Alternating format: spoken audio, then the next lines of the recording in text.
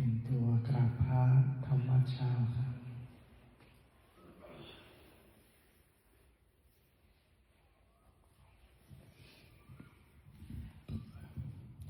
ทั้งหมดกราบพระพร้อมกันครับกราบกราบกราบกราบบารมีธรรมพ่อแม่ครูบาอาจารย์ครับ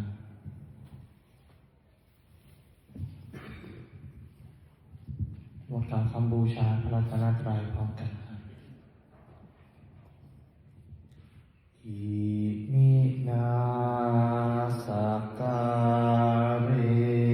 นะพุทธังอภิปูชยามะอิมินาสการเรนะธัมมังอภิปูชยามะอิมินาสการเรนะสังฆังอภิปูชยามะอะระหังสัมมาสัมพุทโธภควาพุทธังภวันตังอภิวาเทมิสวากขาโตภควตาธัมโมธัมมังนามัสสามิสุปฏิปันโนภควโตสาวกสังโฆ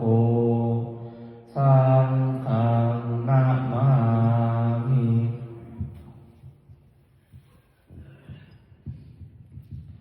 หันธรรมยังพุทธัสสะภควโตปุพพาคณมะการังกโรมะเสนะโมตัสสะ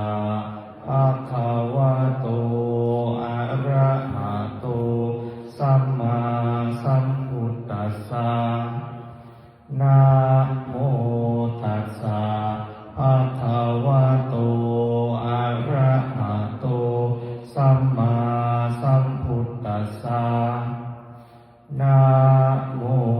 ตัสสะภะคะวะโตอะระหะโตสัมมาสัมพุทธัสสะพุทธังสารนังคัจฉามิธัมมังสารนังคัจฉามิสังฆังสารนังคัจฉามิทุติยมปิพุทธังสารนังคัจฉามิทุติยมปิธัมมังสารนังคัจฉามิทุติยมปิสังฆังสารนังคัจฉามิตติยมปิพุทธังสารนังคัจฉามิตติยมปิธัมมังสารนังคัจฉามิตติยมปิสังฆังสารนัง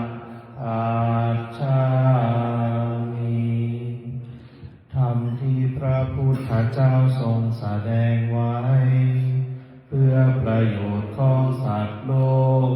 เป็นธรรมที่เห็นได้ยากยิ่งสำหรับธรรมที่จะกล่าวต่อไปนี้เป็นธรรมที่สามารถกระทำความสงบอันประเสริฐและสามารถประทานซึ่งสมบัติทั้งปวงเป็นเครื่องสงบเหตุร้ายทั้งปวงเป็นเครื่องป้องกันมนุษย์และยักษ์ เป็นเครื่องระงับความตายก่อ ำหนดเวลาเป็นเครื่องขจัดความเศร้าโศกและโรค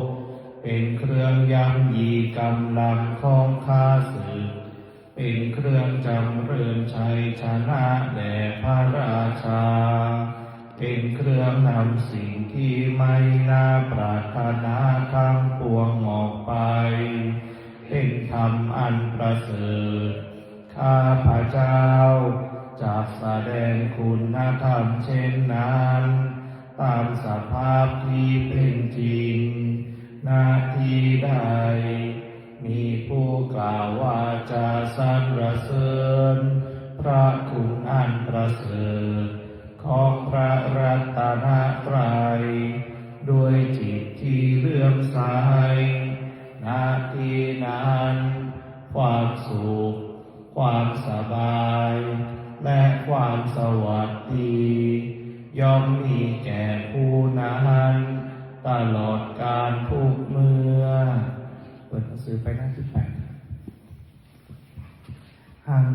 ธรรมยังปฏิจจสมุปาทธรรมเมสุอิทัปปัจจยตาที่ธรรมาปะทังพนามาเสอิทัพิขเวอริยสาวโกปฏิจจสมุปบาทันเยวะสาธุกังโยนิโสมนสิกโรติภิกษุทั้งหลายอริยสาวกในธรรมวินัยนี้ย่อมกระทำไว้ในใจโดยแยบคายเป็นอย่างดีซึ่งปฏิจจสมุปบาทนั้นเทียวดังนี้ว่าอิมัสสมิสติอิทังโหติเมื่อสิ่งนี้มีสิ่งนี้ย่อมมีอิมัสสุปาทาอิทังอุปัชฌันติ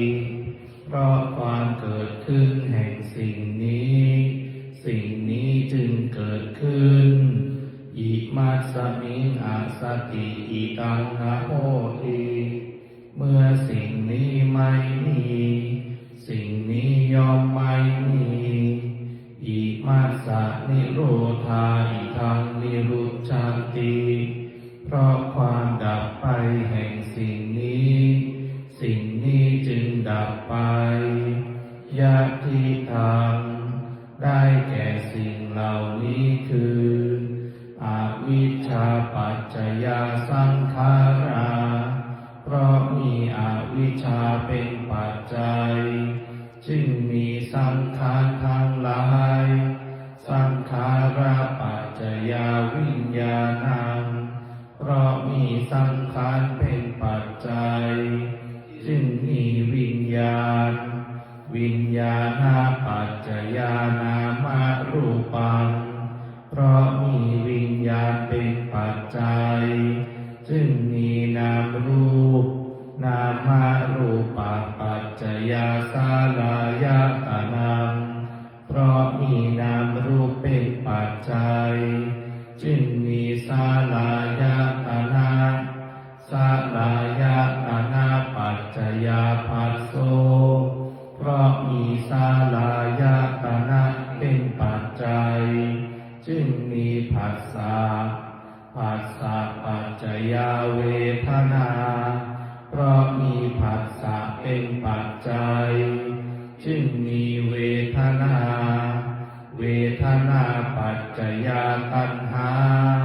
เพราะมีเวทนาเป็นปัจจัยจึงมีตัณหาตัณหาปัจจยาอุปาทานังเพราะมีตัณหาเป็นปัจจัยจึงมีอุปาทานอุปาทานาปัจจยาภาโวเพราะมีอุปาทานเป็นปัจจัยจึงมีภพภาวะปัจจยาชาติเพราะมีภพเป็นปัจจัยจึงมีชาติชาติปัจจยาชารามรณังโสกปริเทวะทุกขโทมนัสสุปายาสาสัมภวันติ เพราะมีชาติเป็นปัจจัยชารามรณะโสกปาริเทวะทุกขโทมนัส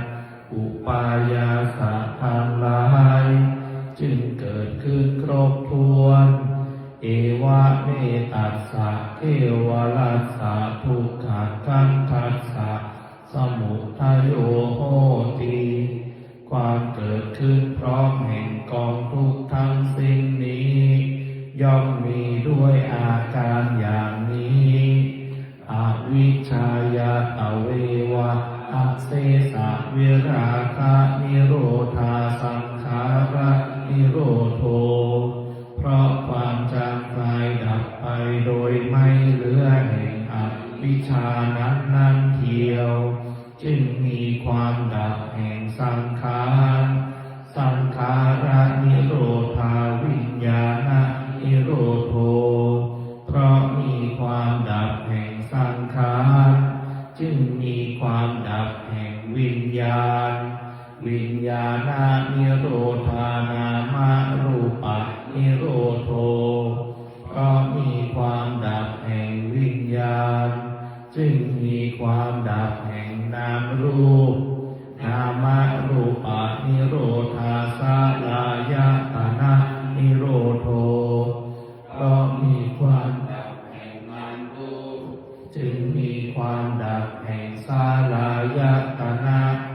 สลายตนะนิโรธาผัสสะนิโรโธเพราะมีความดับแห่งสลายตนะ